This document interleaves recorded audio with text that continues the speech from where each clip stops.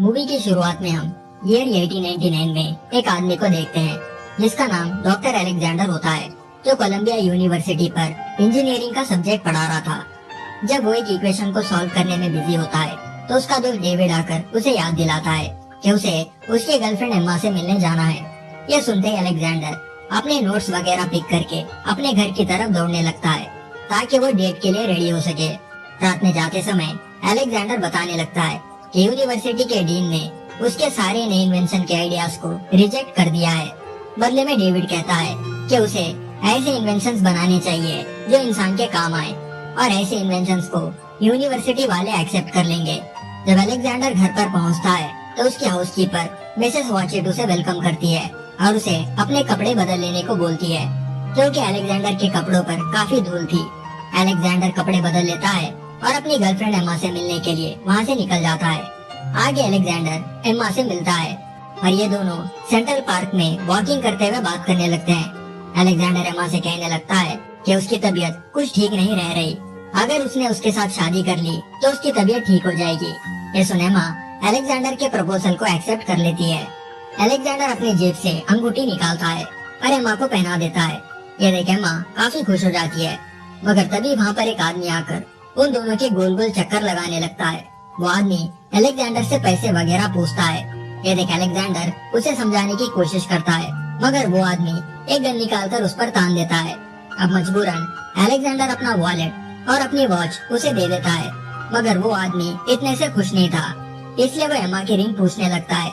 Alexander मना कर देता है, मगर वो आदमी एम्मा के उंगलियों से वो रिंग छीनने की कोशिश करता है। इस हाथापाई में एक गोली एम्मा को लग जाती है और वो मर जाती है। ये देख अलेक्जेंडर रोने लगता है और एम्मा को अपने गले लगाता है। अगले सीन में हमें 4 साल बाद अलेक्जेंडर को दिखाया जाता है, जो एक बोर्ड पर कुछ फॉर्मूलास लिख रहा था। देखने पर ऐसा लगता है जैसे वो एक नए इन्वेंशन को करने में बिजी है। यहाँ हम देख पाते हैं कि अलेक्जेंडर एम्मा को भूल नहीं पा रहा, और जब से एम्मा की डेथ हुई वो अपने रिसर्च में लगा हुआ है। अब ये रिसर्च किस चीज के बारे में थी वो हमें आगे पता चलेगा। अलेक्जेंडर के इस हालत को देख मिस वॉचिट और डेविड काफी चिंतित थे। फिर एक दिन जब डेविड अलेक्जेंडर से मिलने आता है तो उसे कर्टेन के उस पार कुछ मशीन जैसी चीज दिखाई देती है। डेविड अलेक्जेंडर से पूछता है कि वो किस चीज पर काम कर रहा है। अलेक्जेंडर डेविड को एक हफ्ते बाद डिनर के लिए इनवाइट करता है और कहता है कि वो उसे सब बताएगा। अब एक हफ्ता हो जाता है और फाइनली वो दिन आ जाता है। अलेक्जेंडर अच्छे से ड्रेसअप हो जाता है और उस बड़े कर्टेन को हटाने लगता है। हम यहाँ देख पाते हैं कि कर्टेन के उस पार एक बड़ी मशीन है जिसके अंदर कई सारे गियर्स और पहिए लगे हुए हैं, और इसी मशीन के सेंटर में एक चेयर भी लगी हुई है। आगे अलेक्जेंडर उस चेयर पर बैठता है और एक लॉकेट को देखने लगता है जिसके ऊपर एम्मा की तस्वीर लगी हुई थी। वो अब एक लीवर जैसे हैंडल को नीचे घुमाता है, जिससे गोल शील्ड मशीन के इर्द गिर्द तैयार होने लगती है। देखते ही देखते मशीन चलना स्टार्ट हो जाती है और अलेक्जेंडर उस मशीन के आखिरी लीवर को भी नीचे घुमा देता है। आगे हम एक वॉच को देखते हैं जिसका कांटा उल्टा घूम रहा था, मतलब अलेक्जेंडर टाइम में वापस जा रहा है और उसने जो मशीन बनाई है वो एक टाइम मशीन है। यहाँ हमें पता चलता है कि अलेक्जेंडर ने इस मशीन को बनाने में इतनी मेहनत इसलिए की ताकि वो पास्ट में जाकर एम्मा को मरने से रोक सके, जो 4 साल पहले गुजर चुकी थी। अब फ्यूचर अलेक्जेंडर पास्ट में उसी सेंट्रल पार्क पर पहुँचता है जहाँ पर उसकी मुलाकात एम्मा से हुई थी। एम्मा फ्यूचर अलेक्जेंडर को देखती है और उसके पास दौड़ती है। वो एम्मा को देख काफी इमोशनल हो जाता है और उसे लेकर तुरंत पास ही के एक चैरियट के पास जाता है ताकि वो एम्मा को लेकर वहाँ से निकल सके। वो दोनों आगे शहर के बीचों बीच उतरते हैं। अलेक्जेंडर एम्मा से कहता है कि वो जाकर अपने घर पर आराम करे, क्योंकि उसे पता था कि पास्ट वाला अलेक्जेंडर एम्मा से मिलने उसके घर पर आएगा। वो आगे एम्मा से कहता है कि वो उसे बहुत चाहता है और उसे नाराज होने की कोई जरूरत नहीं है। वो एम्मा को वहीं रुकने को बोलता है और पास ही के एक दुकान से फ्लावर्स लेने के लिए जाता है, पर तभी वहाँ पर एक गाड़ी आ जाती है और एम्मा को हिट कर देती है, जिससे एम्मा की मौत हो जाती है।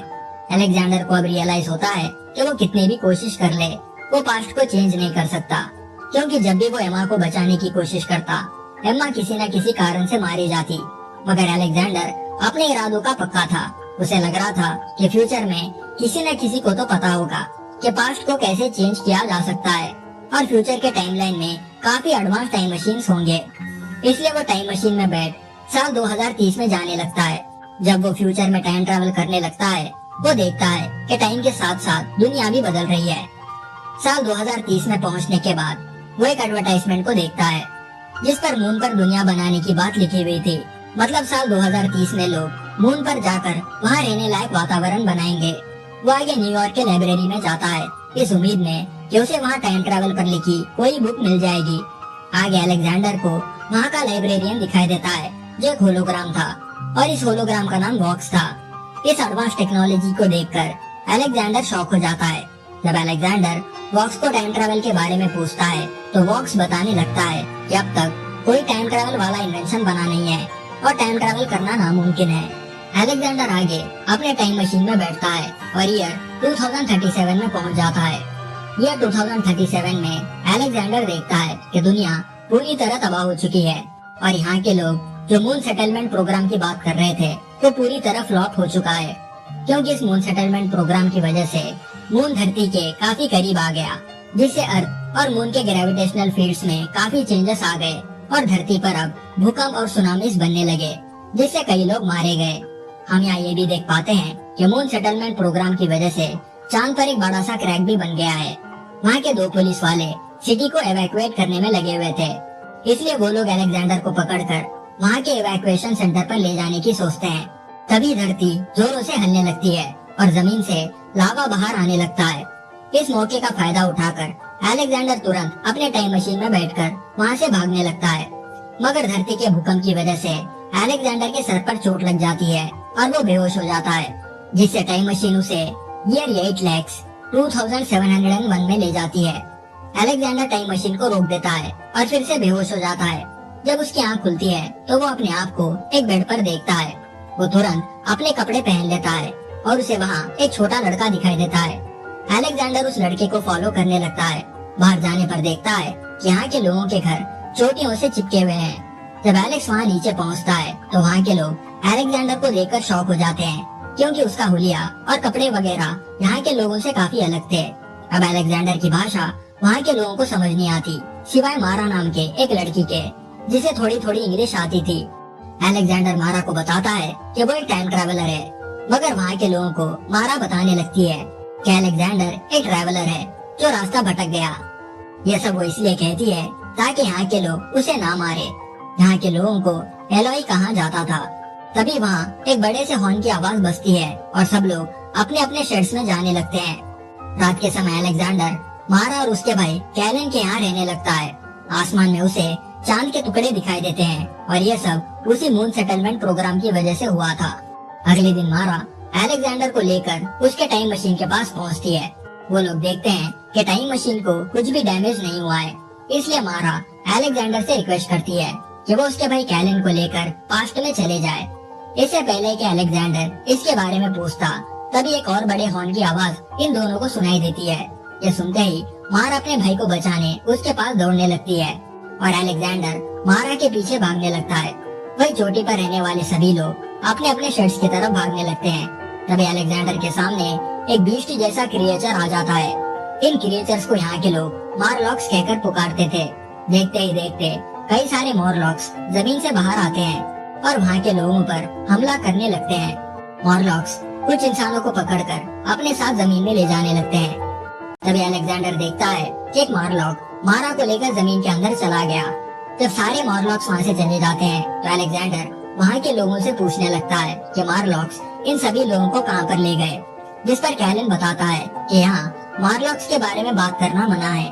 कैलन आगे अलेक्जेंडर को लेकर एक ओपनिंग की तरफ जाता है। अंदर जाने के बाद अलेक्जेंडर को रियलाइज होता है कि ये जगह न्यूयॉर्क की लाइब्रेरी है। तभी उस लाइब्रेरी का होलोग्राम वॉक्स उनसे बात करने लगता है।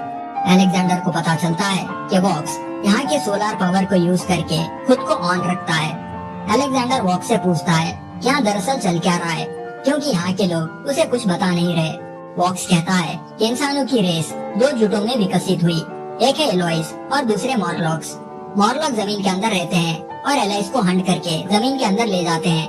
आगे कैलन और अलेक्जेंडर वहाँ की आवाजों को फॉलो करते करते जमीन के नीचे मॉरलॉक्स के इलाके में पहुँच जाते हैं।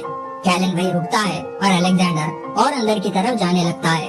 अंदर पहुंचने पर अलेक्जेंडर देखता है कि नीचे मॉरलॉक्स की पूरी सिविलाइजेशन है। आगे अलेक्जेंडर गलती से एक पॉन्ड में गिर जाता है। जहाँ इंसानों की हड्डियाँ थी। अब अलेक्जेंडर को वहाँ का एक मॉरलॉक देख लेता है और उसे पकड़कर उनके लीडर के पास ले जाता है। वहाँ का लीडर अलेक्जेंडर को बताने लगता है, जब मून के टुकड़े हुए तो थोड़े लोग जमीन के नीचे पहुँच गए और मॉरलॉक्स में इवॉल्व हो गए, और बाकी लोग जो ऊपर बच गए वो एलॉयज बन गए। जमीन के अंदर फंसे मॉरलॉक्स ने ऊपर आने की बहुत कोशिश की, मगर वो नहीं आ पाए, और इतने साल जमीन के अंदर रहने से वो लोग विकसित हो गए। फिर उन लोगों ने जमीन के ऊपर आना और जाना सीख लिया, और तब से वो एलॉयज को हंट करते हैं। लीडर यहाँ अलेक्जेंडर को ये भी बताता है कि उसके पास ऐसी पावर है जिससे वो एलॉयज और मॉरलॉक्स के दिमाग को कंट्रोल कर सकता है। वो ये भी कहता है कि उसने उसका भी दिमाग पढ़ लिया है, और उसे पता है कि वो एक टाइम ट्रैवलर है, और उसने टाइम मशीन इसलिए बनाई थी ताकि वो एम्मा को मरने से बचा सके। लीडर आगे अलेक्जेंडर को हेलुसिनेट भी करवाता है, जिसमें अलेक्जेंडर खुद को एम्मा के साथ देखता है और उनके बच्चे भी होते हैं। ये देख अलेक्जेंडर को दिल ही दिल में काफी बुरा भी लगता है, क्योंकि अगर एम्मा जिंदा होती तो ये सब सच होता। यहाँ लीडर अलेक्जेंडर को बताता है कि इंसान होनी को नहीं बदल सकता, जो होना है वो होकर रहता है। आगे लीडर अलेक्जेंडर को टाइम मशीन भी दिखाता है, जिसमें अलेक्जेंडर बैठकर यहाँ पर आया था। लीडर आगे अलेक्जेंडर से कहता है कि वो इस टाइम मशीन को लेकर वापस अपने टाइम लाइन में चले जाए। अलेक्जेंडर लीडर की बात मानकर टाइम मशीन में बैठ जाता है और उसे चालू कर देता है। तभी अलेक्जेंडर लीडर को टाइम मशीन के अंदर खींच लेता है। मशीन के अंदर इन दोनों में थोड़ी सी फाइट होती है, और अलेक्जेंडर लीडर को उस मशीन के स्पीयर से बाहर ढकेल देता है। वो लीडर टाइम मशीन से लटके होने के कारण एज होकर मर जाता है। आगे अलेक्जेंडर टाइम मशीन को रोककर फ्यूचर के कुछ साल आगे टाइम में जाता है और देखता है कि फ्यूचर के सालों में मॉरलॉक्स ने एलोइस के इलाके को कब्जा लिया और वो अब ऊपर रह रहे हैं। अलेक्जेंडर वापस टाइम में पीछे मारा को बचाने के लिए जाता है। वहाँ पहुँचते ही वो मारा को पिंजरे से कैद कर देता है, मगर मॉरलॉक्स उन्हें देख लेते हैं और उनकी तरफ बढ़ने लगते हैं। अलेक्जेंडर जल्दी से टाइम मशीन के गियर को जाम कर देता है, जिसकी वजह से एक तेज रोशनी टाइम मशीन से बाहर आने लगती है। तब तक अलेक्जेंडर मारा को लेकर वहाँ से भागने लगता है, और यहाँ टाइम मशीन में एक जोरदार धमाका होता है, जिससे जमीन के अंदर के सारे मॉरलॉक्स मारे जाते हैं। अब इस एक्सप्लोजन में अलेक्जेंडर की टाइम मशीन भी तबाह हो चुकी थी, इसलिए वो यहीं मारा के साथ रहने का डिसाइड करता है। आगे फ्यूचर में हम बॉक्स होलोग्राम को देखते हैं, जो एलोइस के छोटे बच्चों को इंसानों के पास्ट के बारे में बता रहा था। वही अलेक्जेंडर मारा और कैलन को लेकर उस जगह पर पहुंचता है जहां पर उसका लैब हुआ करता था। तभी हम उसी जगह पर पास्ट के टाइमलाइन को देखते हैं, जहां मिसेस वॉचिट और डेविड एक दूसरे से बात कर रहे थे। डेविड कहने लगता है कि अलेक्जेंडर जहां पर भी होगा वो वहां खुश होगा, और इसी सीन के साथ द टाइम मशीन मूवी यहाँ खत्म हो जाती है। आशा करता हूँ कि आपको ये मूवी एक्सप्लेनेशन पसंद आया होगा। अगर वीडियो पसंद आया है तो एक लाइक और एक कमेंट करना मत भूलना। मैं जल्दी एक और मजेदार वीडियो के साथ लौटूंगा। तब तक के लिए bye, take care and thanks for watching.